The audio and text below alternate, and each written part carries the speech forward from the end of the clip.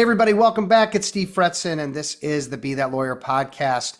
We are here for your listening pleasure and viewing pleasure and reading pleasure, depending on what and how you're getting this. You can check out Above the Law. We put some of our videos up there. I also write a monthly column. We've got the podcast channels, any platform you're on. We've got YouTube channel. We've got our website, fretzin.com, bethatlawyer.com. We are good to go for you. Today I've got Viktoria waiting in the wings. How you doing? Hey, Steve. Great to be here. All right, you ready to rock and roll? I am always ready to rock and roll. You're going to teach us all about marketing, something we've never discussed on the show before.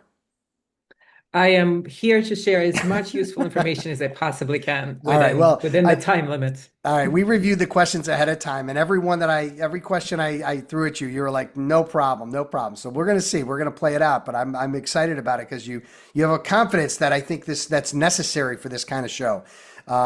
So let's start off with our quote of the show. The best way to predict the future is to create it. The infamous Peter Drucker.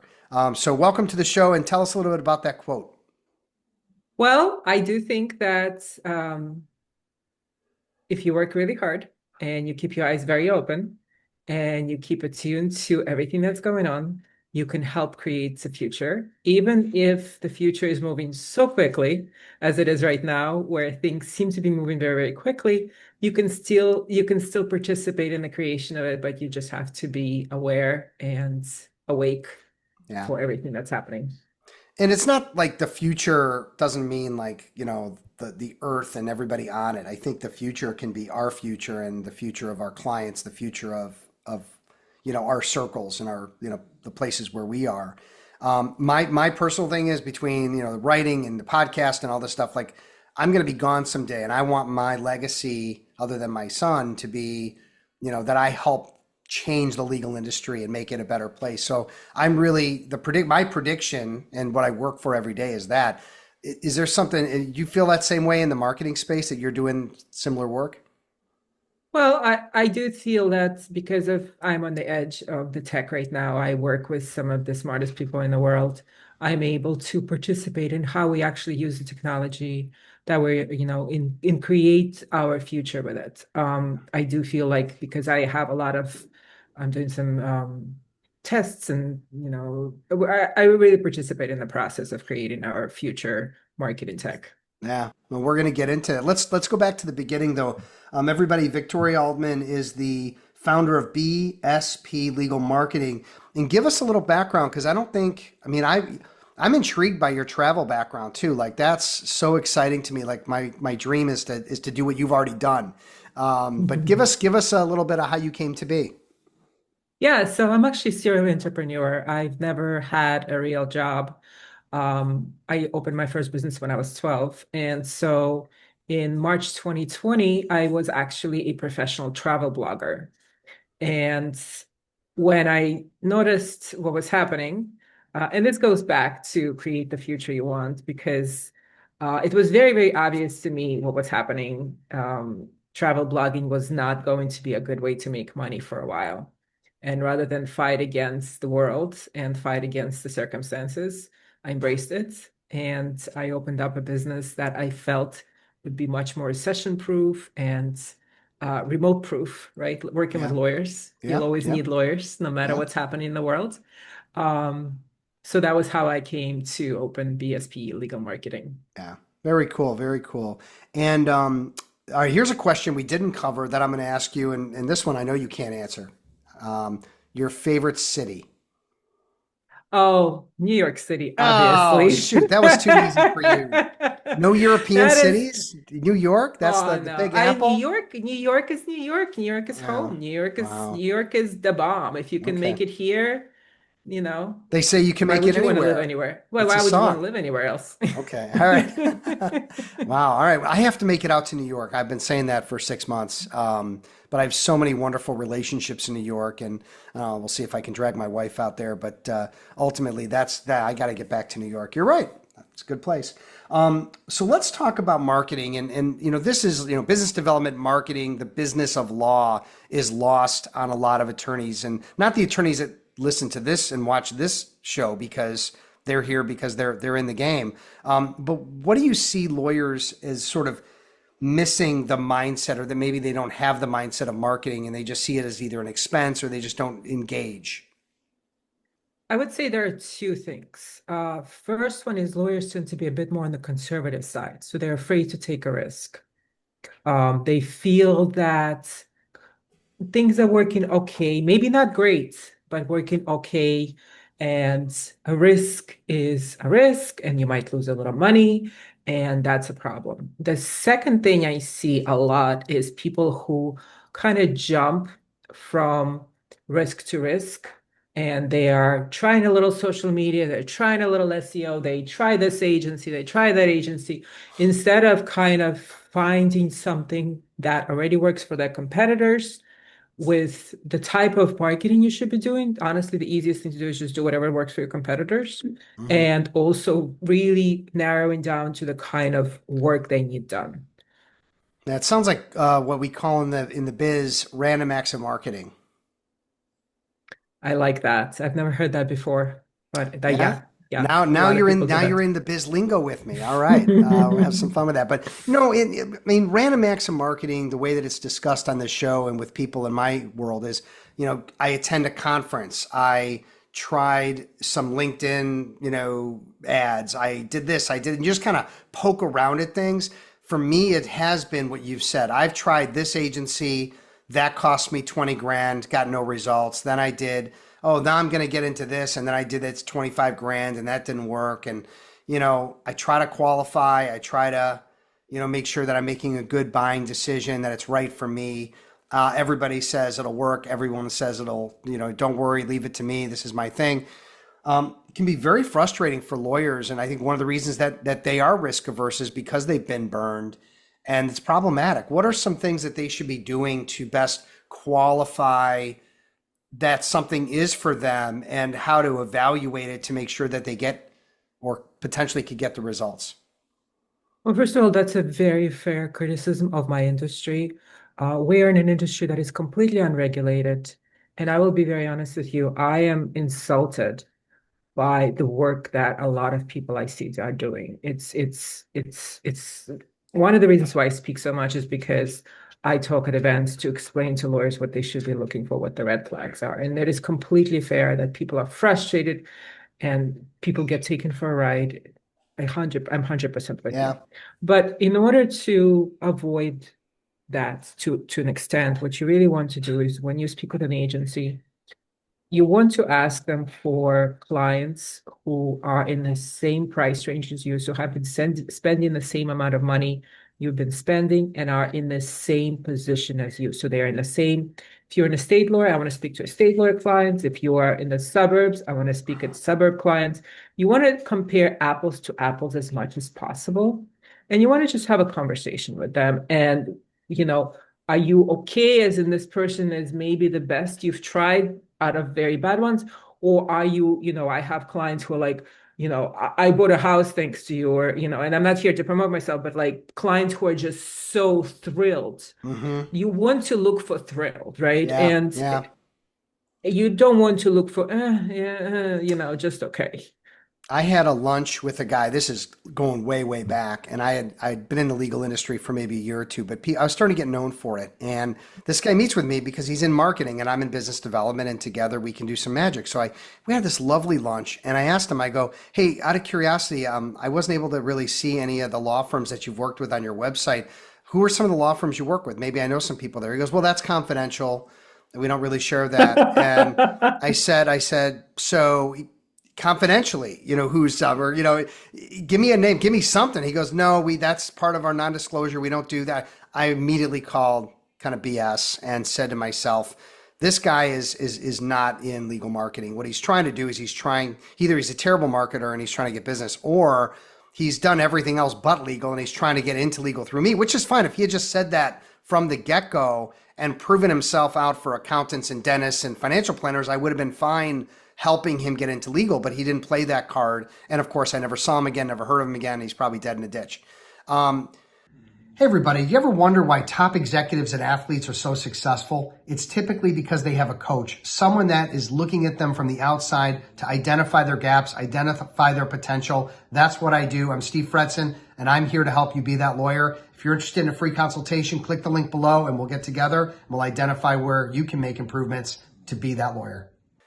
So what you're saying is so meaningful, and I do that too. Every lawyer I work with has the opportunity, and in fact I insist that they speak with one or two clients, because I think it's important to not only see the fit from their side but the fit from my side. And I get feedback from my clients. This person rescheduled with me 3 times and was difficult to get in touch with, and I'm doing them a favor. And I'm like, great, thanks for telling. First of all, I'm sorry, and second of all, thanks for telling me that, because this is not someone I'm going to work with. Right. Yeah. And I'm also very selective. I think not every agency is going to be right for every attorney. There are certainly going to be cases or, marketing cases that will not be right for me. And I want to establish that early on. But I think, look, like I said, at least you're a lawyer teaching other lawyers, right? And you have a level of expertise there. Unfortunately, in my industry, it's just a free for all. People could be located anywhere. They could be lying to you. They could tell you they have lawyer clients and not have them. Don't let people get away with things like that. If you are a legitimate agency, you will have a legitimate answer. There's a lot of people who are specialized in what we call churn and burn. You get a client, you get as much money out of them as fast as possible, and then you expect them to leave, right? And that is their entire marketing model, Mm-hmm. which is absolutely horrible. It's not the right way to do things, but it's legal. Yeah. They're not technically doing anything illegal. So, Yeah. But just you pissing a know, lot of people off and giving a bad name to the legal marketing and just marketing industry in general. So I love yeah. that you have, that you're looking for a fit, and also that you're allowing them to, like, hey, let's talk with a client or two of mine to make sure that, the results they have, and you're in a similar situation, that it could work for you in a different city. Yeah, and I will be very specific. Like, this is the kind of budget they have. You want their results, this is the budget you're going to need. I love my job, but I don't have a magic stick. So make sure that when you are hiring an agency, you specifically tell them, this is the budget. Let me talk to clients who have that budget. But how And, do they know what budget? I mean, is it based on the results they're trying to get? Is it based on, like, they're just trying to get cases in the door? And is it them telling you, I want 10 cases more a week? And then you're saying, oh, to get 10 cases a week, and you, like, work it backwards? Like, how do you play that out? yeah, so I will ask them on my exploratory call, what are you looking for? What are you looking to do? And then I'll do a presentation for them. And the presentation is very, very extensive. Like, actually, I'm the one who does it. It takes me about 2 hours to research one client, which is why another reason why I'm so specific, Mm-hmm. because I want to understand if I can help them, how I can help them, and how much it will cost them, right?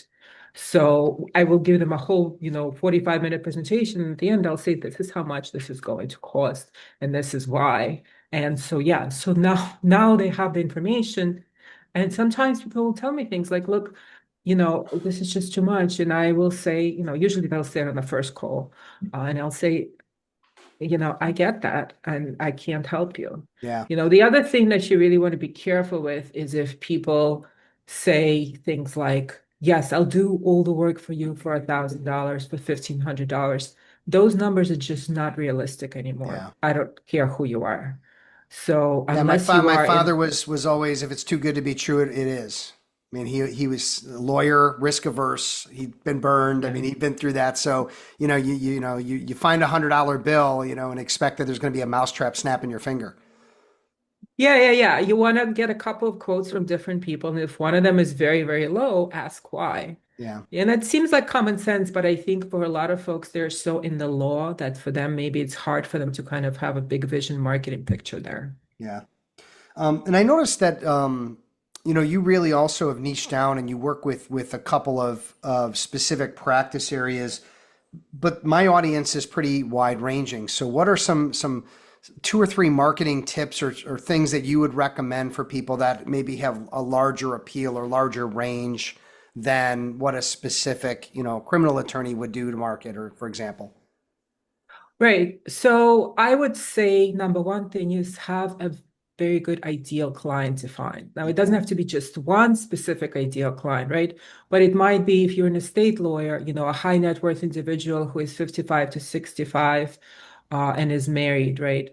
or it could also be a newly pregnant couple in their 30s.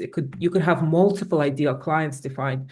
But when you can define those ideal clients for your practice, then you can promote to them, right? And I know Mhm. this goes back to a lot of what you teach as well, understanding your market. The other thing is, and I don't know how much you encounter this, I do have sometimes lawyers who say, yes, I do this, but I also want to do criminal, but I also want to do this, I want to do this.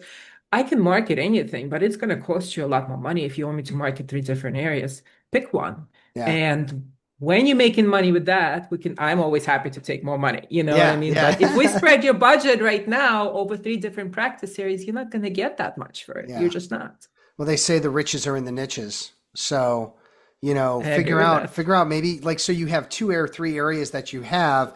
Maybe there's one that you enjoy more than the others, right? Maybe there's one that allows you to delegate more work down to your staff than the others, which allows you to Mhm. keep marketing and business developing and rainmaking, et cetera. Maybe it's about spending more time with your family and you're able to make money and delegate as much as possible. So I think there's a number of things that are important to consider when investing in marketing and thinking about like what type of business you want to bring in. Right, exactly. And it all goes back to the niches. The riches are in the niches, focus on one thing. Yeah. Um, and then, you've got all these options. I mean, there's SEO, pay per click, search engine optimization, everybody, pay per click, ads, which is pay per click to some degree, depending on, right, different variations. There's social media marketing, which has come into its own right and sort of taken over. I do a ton of that. I don't pay for it. I do it all through natural means. And then there's, people could be speaking and writing and all this different stuff. It's a lot. So how does someone know what they should be focusing on? Because I don't think SEO is for everybody. Right. So a very good, even though we really do a lot of SEO, a very good example of people who aren't a good fit for SEO is business to business lawyers, right? Hmm. Somebody who writes contracts or helps set up corporations is not generally going to be a good client for SEO. There's just not that much search. So my advice is to always find people who are already doing the kind of work you want to be doing with your ideal clients. And they don't have to be in your market. They don't have to be in Chicago. They could be in, Miami. And take those people, see what they're doing, and put a good amount of money and a good amount of effort into that specific thing that they're doing. Hmm. You don't have to reinvent the wheel every time. Yeah. So I see there's another business development coach that's doing podcasting that I should look further at podcasting if I see someone else.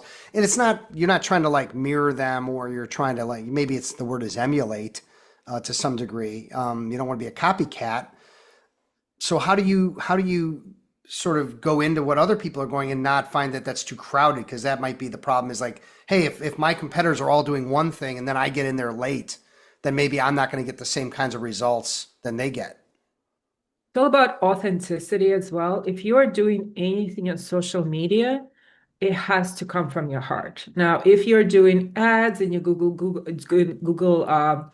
SEO, that's a marketer is going to do it for you. But if you decide to do anything when you are interfacing with people, make sure that it's as authentic to you as possible. Hmm. But in general, for many B2C type businesses, SEO is going to be the best bang for the buck if done properly. Got it. Got it. I guess the last sort of topic I want to hit with you, and this has been on the show a few times, but I want to get your take because of your background and where you are with this subject is, there's a clash or a clash, but also an integration of marketing and AI, right? So the way that I'm searching right now for just about everything is through ChatGPT. I'm not going to Google and looking at the three pack and the ads. I'm not doing any of that anymore if I can help it. It's going to the chat and saying, this is what I want to do, this is what I want to accomplish, this is what I want to find, and it's giving me the curated answers. So that's maybe a part of it, but how are you seeing AI is it's where marketing has been, how AI is changing it today, and then where you see it in 6 months or a year? If you're a rainmaker and you're feeling like you're on an island, you don't have anyone to share your ideas with, solve problems with, you're going to want to check out my Rainmaker Roundtables. click the link below and learn more. I love this question because I am doing this 8 hours a day. I'm going to conference, I'm speaking at conferences, so this is very near and dear to my heart. All right. Um, the way AI search works is it's all about brand. So in order to understand who Steve Fretzin is, what AI models will do is pull information about you from websites they consider valuable. So we did a podcast. I'm going to post the podcast and it's going to actually include the transcript. And so Google will come to my website and read that entire transcript, and that will now become part of your brand identity, who you are as a brand. So in order for you to appear as, let's say, a personal injury attorney in, let's say, New York City, Google is going to go to Avvo. It's going to go to FindLaw. It's going to go maybe to the New York Times if you were mentioned at the New York Times or another, maybe not such a big press release website. It's going to go to guest posts. And so it's going to gather all this information. And when I ask, New York City personal injury attorney, it's actually going to not just ask that question. It's going to say, well, she searched for slip and falls yesterday, so she's probably looking for slip and fall. And I see she's located in Brooklyn. So even though she's saying New York City, maybe she wants Brooklyn. So it's actually going to make a lot of assumptions about me based on what it knows about me. Mm-hmm. And then it's going to present me with the person who has the most reviews, who has the best Abo profile, who maybe has a slip and fall page, et cetera, et cetera. So it's a fascinating topic, and it's very exciting to be working on this right now. All right. So the big question then is what happens to the law firms who are relying solely on pay-per-click ads? Like that's how they get their business in the door. They pay the exorbitant fees, millions and millions of dollars a month. And now this is the new way to search. Are they able to convert over very easily, or is that going to be a sticky wick? So, great question. Google is taking away our ability to manipulate those ads, to edit those ads. They are doing it more and more automated. So we still have some ability, but I see that going away. And so here's what Google wants to do. Google is a for-profit company. They want to make as much money as possible. They're going to make those ads still a little bit profitable, but it's going to only be a little bit profitable for the end user, right? Because this, let's say you make a 10% return on those, ads rather than making a 50% return, right? Mm-hmm. This way, Google can still give you a little bit, like it's almost like at the casino, right? They still give you a little bit, but they keep as much money as possible. Yeah. So ads are definitely using AI, are going to be working in the favor of the company that's doing it, and that's the way business works. So meaning the different AI companies, they're in profit too. So aren't they then manipulating or going to try to manipulate it? So if I'm using ChatGPT, someone else is using I don't know what Google's name. What's the Google's AI? It pops up on my when I do go to Google, and there's all these different brands of AI, and it's based maybe it's Harvey or whatever people are using. Right. So right now, Google has its own ads, right? And if you try to set up an ad inside the ad, you're going to be given some options for how you can run that ad.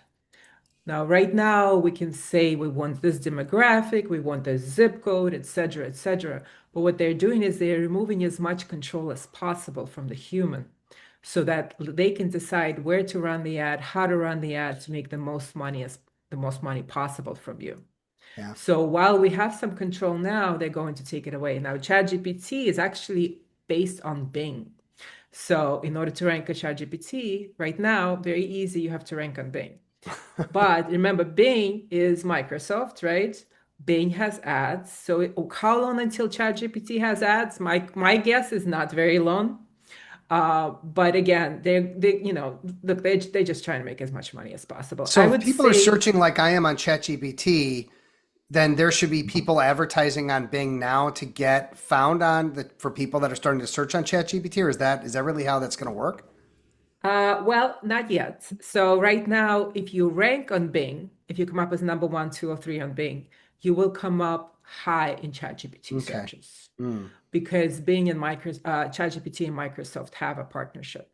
But eventually, I think you'll be able to advertise on both Bing and ChatGPT. Okay. And if I go in and look for personal injury lawyer, I might see an ad on ChatGPT at some point in the future. I guess my thought was going to be like, how are they going to make money the same way that everyone makes money now? It's a subscription. So that eventually ChatGPT will be, all right, it's, $50 a month to use it.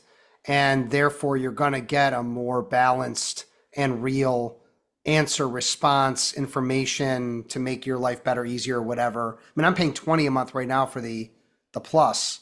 Okay. But I can see you think, is that going to be one of the ways that they monetize this down the road? But ChatGPT is losing a ton of money. They're burning through money. They're not making any money off those $20. I would Yeah. love for it to continue to be paid. And then you have two options, right? You can have the free with the ads and the paid. And I think that's probably what's going to end up happening. It'll be more than $20 a month, but I'm Yeah. happy to pay for it. I know you're probably happy Yeah, to I pay would for be it. if it allowed me to find like so I'm going to throw this out. I may have said this on the show, I don't remember, but like I want there to be a time where I want to take my wife to Italy and I want to go to, the two main cities. I wanted to take care of hotel, entertainment, top three restaurants, get me reservations, like handle the whole thing for me. And I just like click a button and say approve, right? Like that's how good I want this AI to be so that I basically can take a trip and do that. So 3 days ago, ChatGPT released an agent designed to do just that. Oh man, I got Now, I haven't tested it. I don't know how, if what's its it's name? that perfect. It's a ChatGPT agent, Yeah. if you look at it. Okay. And it's actually designed to make your travel plans or doing things like that, make Yeah. reservations for What do you you, enjoy? What etc., do you like to etc. eat? Yeah, Yeah, yeah. that's awesome. All right. Well, that's a bit, well, maybe I'm predicting the future then. We're back to the beginning. Best way to predict the future is to create it. I just created it. There Um, you go. all right. Let's wrap things up with Victoria's big mistake. So sorry. You made a You mistake. know, it's funny because we spoke about this earlier, and I think a mistake is I don't can't think of a mistake. I can think of plenty of failures, but I think all of my failures have actually ended up as good things. I did start a company that failed recently. It was called Follow Up With, and it was all about creating a system to help lawyers follow up with their prospective clients. I don't know if it was such a big mistake because I still made a little bit of money off of it and I learned from it, but I would say it was a little too narrow. It was a little bit too defined. We didn't have a big enough vision for it.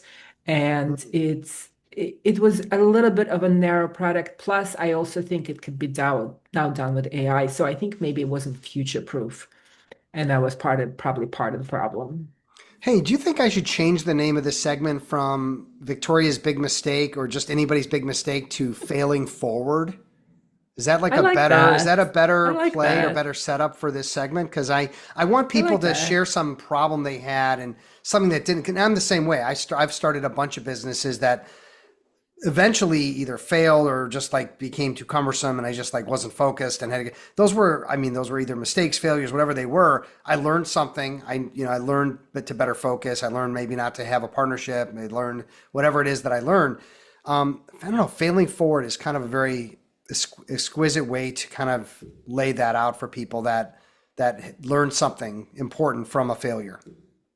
I like that. It also goes back to the mindset. I don't know if you ever read Mindset by Carol Dweck. It's a really good book about how people who have a very specific growth mindset will go further in life.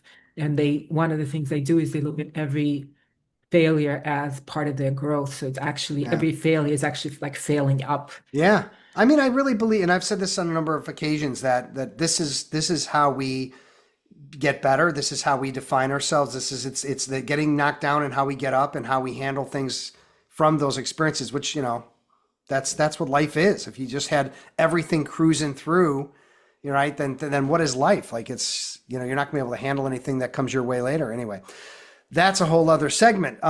Let's wrap things up with thanking our wonderful sponsors. Of course, we got PimCon coming up, everybody, in October. I will be on stage with a bunch of wonderful professionals and experts helping you guys at the PIM conference. And then we've got the Law Her podcast with Sonia. Check that out, everybody. And finally, LegalVerse. If you want to look at a 14-day free membership trial to see what that's all about, to network, to provide content, to give content, to take in content internationally.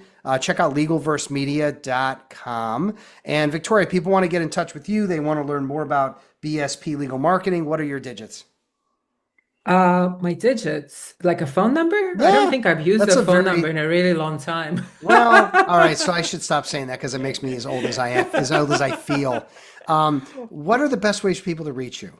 Okay. So there is my website, bspelegalmarketing.com.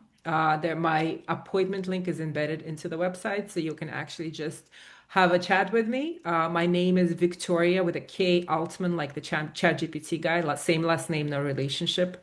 Look, you can look me up on LinkedIn or Facebook and send me a friend request, and I'm happy to have a conversation. And my email is Victoria with a K at bsplegalmarketing.com. Yeah, and if I really want to continue to feel my age, do you know what a Rolodex is? I am almost your age, actually. I don't know about that. We're not that different in Oh my age. God. All right. I just work with a lot of tech, so I move up very Okay. quickly Well, in yeah, using you're with tech. the But yes, I do lingo. know what a Rolodex is. I used to have a Rolodex. Okay. All This right. was a Then long time ago, all right. yes. You're with me. All right.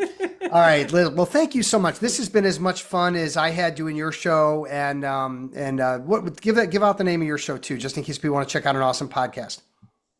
The Law Firm Accelerator podcast is the name of my show, and I appreciate you coming on there as well. Yeah, it was a lot of fun. And, again, you've shared all your wisdom on legal marketing. I feel like I did that with Legal Biz Dev, and a good old fashioned pod swap never hurt anybody. Thank you so much, Victoria, for coming on the show. And I'd like to thank you, everybody, for hanging out with us for the last 30 minutes. I got my usual page of notes, 3 or 4, really, really aggressive, hard hitting, interesting things that you guys can take to heart about how to evaluate and figure out your marketing and really take things to the next level. So be that lawyer, everybody. What do you think? Is it be that marketing, be that marketer, be that lawyer? What do you think? I think being a good lawyer is about being a good marketer, isn't it? All right. Well, that lawyer is the package. You got to be the whole package. All right. Thank you, everybody. Take care. Be safe. Be well. We will talk again soon. Are you ever curious what's really holding you back in business development? Sometimes it's hard to see the label from the inside of the bottle. I'm Steve Fretzin, and I can help you grow your book of business. Get a 30-minute free consultation with me. We'll identify gaps, identify your potential, and let's take it to the next level so you can be that lawyer. Click the link below for a free consultation.